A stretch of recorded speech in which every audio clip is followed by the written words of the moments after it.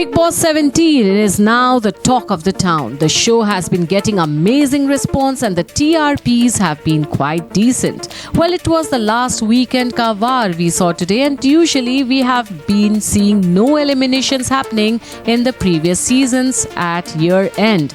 But this season is quite different and we had double eliminations happening. Yes, Neil Bhatt and Rinku Dhawan got eliminated from the show.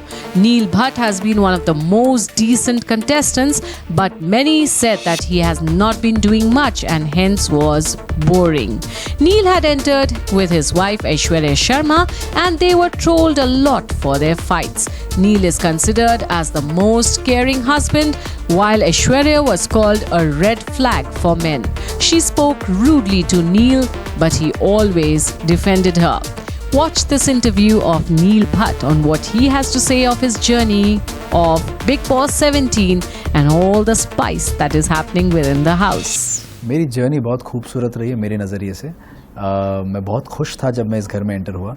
बहुत सारी चीज़ें सीखने मिली, जैसे कि रिश्ते क्या होते हैं, रिश्ते की बुनियाद क्या होती है, उसके इम्पोर्टेंस क्या होते हैं, किस तरह से एक इंसान को परखा जाता है, ये सब चीज़ें सीखी तो काफ़ी कुछ सीखने मिला। इमोशनल जर्नी थी, बहुत खुशनुमा जर्नी थी एंड फाइनली जब मैं मेरा नाम लिया गया तो एक एक्सेप्टेंस था, क्योंकि एक फॉर्मेट है, किसी ना किसी दिन कभी ना कभी किसी को जाना ही, तो उस वक्त मेरा नाम लिखा था तो एक्सेप्टेंस था। इट वाज नॉट कि हाँ मैं चला गया, ऐसा नहीं था कुछ भी।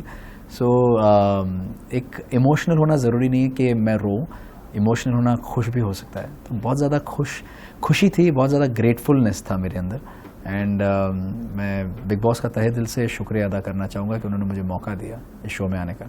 जी नील, जब ऐश्वर्या घर में थी तो कहीं ना कहीं आपका लोगों को ऐसा लगता था आपका गेम कमज़ोर पड़ रहा है, लेकिन जब ऐश्वर्या बाहर आ गई आपका मन नहीं लगता था, हम आपको टीवी में ज़्यादा देख नहीं पाए उस समय। Okay. तो इसके पीछे का क्या वजह हो सकता है?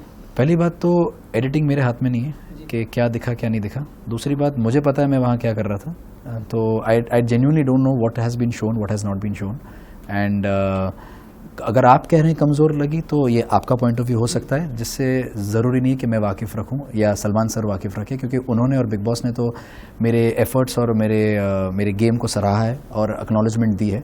सो मैं उनका फॉरएवर ग्रेटफुल रहूँगा कि उन्होंने मुझे acknowledgement the. And second of all हाँ बस आई थिंक मेरा जवाब इतना ही है, देने की ज़रूरत नहीं है। विक्की जिस तरह से अंकिता को ट्रीट करते थे, उन्होंने तो अंकिता के ऊपर हाथ भी उठा दिया। हाथ उठाया, मारा नहीं है, उठाया है, तो क्लैरिटी उसमें रखते हैं। एंड क्या कहना चाहेंगे उनके बारे में? सरासर गलत हरकत है ये। हालांकि मैंने वो विटनेस नहीं की है, बट जो मुझे बताया गया है, और आप जब ये सवाल पूछ रहे तो उसका मतलब आपने भी वो चीज़ देखी है, और अगर ये चीज़ किसी रिश्ते में आ रही है तो किसी भी रिश्ते में होना ये गलत ही है।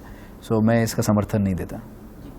सब उम्मीद करते थे आप लास्ट तक जाने वाले हो, लास्ट तक दिखोगे लोगों को, लेकिन आप कहीं ना कहीं नहीं जा पाए, तो इस पे आपका क्या रिएक्शन है? ऑफ कोर्स मैं अपना दुख जाहिर करना चाहूँगा कि मुझे वो मौका नहीं मिला और शो का फॉर्मेट आड़े आ गया जहाँ डबल एविक्शन हो गया। अगर वो नहीं होता तो कहीं ना कहीं मैं आगे बढ़ सकता था।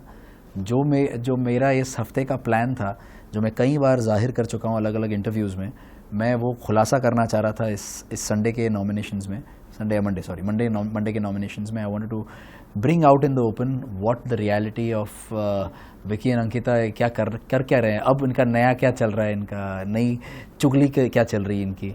सो I think that's what my plan was. और जिस तरह से ईशा और अंकिता के रिश्ते में जो तनाव थी, वो तनाव भी मैं आगे लाना चाह रहा था, और किस तरह से अंकिता उसको छिपा के अपना जो पुराना तरीका था, अपना रिश्ता था, वो क्या रीज़न था, जो बोलते हैं ना एक तरह एक सेइंग है इंग्लिश में, you scratch my back and I scratch yours. तो वो जो चीज़ जो उनके बीच में चल रही थी वो भी मैं सामने लाना चाह रहा था। और जैसे कि आपने देखा कि पिछले कुछ हफ्तों में मल्टीपल नॉमिनेशंस करने के मौके मिल रहे थे, तो आई थिंक वो भी मैं उसका फ़ायदा उठा के चारों को नॉमिनेट करना चाह रहा था। आपके निकलने के पीछे किसका हाथ हो सकता है, और कहीं ना कहीं आपको ये लगता है कि आपकी जगह किसको निकलना चाहिए था? बिल्कुल, पहली बात तो ये सब जानते हैं कि मेरे नॉमिनेट होने के पीछे तो विकी का ही हाथ है, और मेरे हिसाब से और भी बहुत सारे अनडिजर्विंग लोग हैं जो अभी भी घर में टिके हुए हैं। जो सबसे पहला विकी है, जो मुझे लगता है डिजर्विंग बिल्कुल भी नहीं है शो में रहने का, एंड उसके साथ साथ समर्थ, उन दोनों को पहले निकलना चाहिए, उसके बाद Isha, Ankita, they should be out of the house first. Munawar के बारे में क्या कहना चाहेंगे? मुनव्वर का गेम आपको कैसा लग रहा है? मुनव्वर का गेम ऑनेस्टली मैंने ये जाहिर किया है पहले भी कि कहीं ना कहीं वो जो बोलते थे दूसरों को कि आप एक स्लो स्टार्टर रहे हैं, आपका गेम वीक दिखता है, मुझे आपका गेम दिखा ही नहीं है, तो ये चीज़ का काउंटर मैंने सोचना शुरू किया कि गेम होता क्या है। तो मुझे जहाँ तक समझ में आया कि इस घर में बिग बॉस ने हमेशा रिश्तों को अहमियत दी है, तो मुझे लगता है रिश्ते ही गेम हैं। तो आपके रिश्ते जब तक ऑथेंटिक, रियल और ऑर्गेनिक रहेंगे, ऑटोमेटिकली आपके नंबर्स बढ़ते जाएंगे, आपके लोगों के नंबर्स बढ़ते जाएंगे। तो कहीं ना कहीं आपके लोग जब रहेंगे तो आपकी सेफ्टी बनी रहेगी, क्योंकि लोग आपके पास है, क्योंकि आप पर भरोसा रखते हैं। लेकिन अनफॉर्चुनेटली विकी और मुनव्वर दोनों शुरुआत से छठे हफ्ते तक नंबर गेम में पड़े हुए थे, तो कहीं ना कहीं उनको भी समझ बहुत देर के बाद आई, जबकि अब 12वां हफ्ता शुरू होने वाला है और छठे से 12 मतलब आधे शो के बीच में से उनको समझ में आया कि उनकी गेम एक्चुअली थी रिश्तों के ऊपर। फिर भी मुनव्वर समझ गया इस चीज़ को और वो उस चीज़ से हट गया, मगर विकी अभी भी उधर ही लगा हुआ है।